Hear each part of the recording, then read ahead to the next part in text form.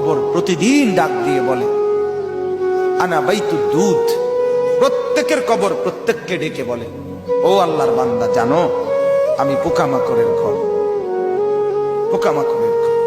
তুমি তো সেই বান্দা যে একটা মশা কানের পাশ দিয়ে উড়ে গেলে তোমার ঘুম বন্ধ হয়ে যায়, চোখ মিলে যায়। একটা মশার গুনগুন আওয়াজ সহ্য করতে পারো না।